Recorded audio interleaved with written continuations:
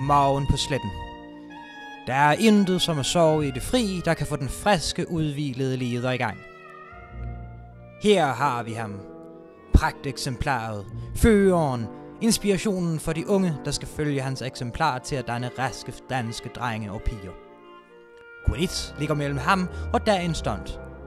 Morgenkaffen. Kanden er som det forjættede land. Lejrens totem. Lederens samlested. Det er kun den samme kande, og på lejr må vi jo alle dele. Hvis kanden er tom, der må lederen selv træde til. Han rækker ud efter de bønner og tjekker salgsdato. Friske bønner er kernen i god kaffebrygning. Nu kommer vi til doseringen. Dette trin kan ikke overvurderes. For lidt er uden fylde, og for meget bliver på bisk. Selvom der er mange distraherende elementer på en lejr, der kræver dette trin den fulde koncentration.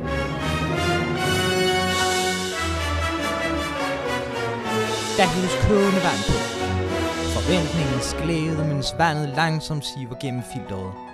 Denne ventetid er den bedste i enhver leders morgen.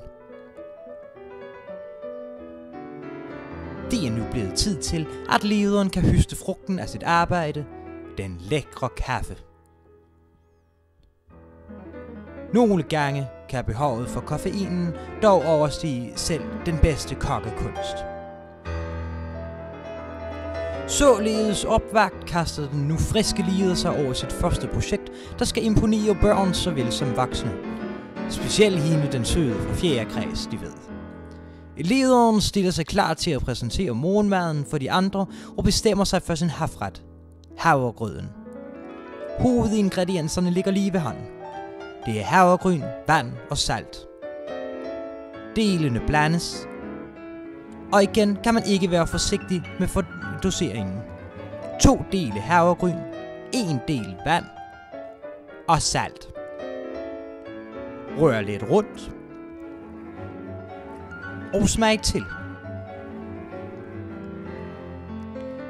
Det hele skal nu bringes i kog.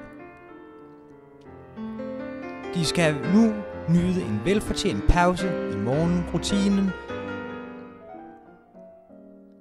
Timing er essentielt. Grøden må endelig ikke koge for meget. Endelig er grøden nu klar til servering, når du har smagt den til. Smag til efter behag.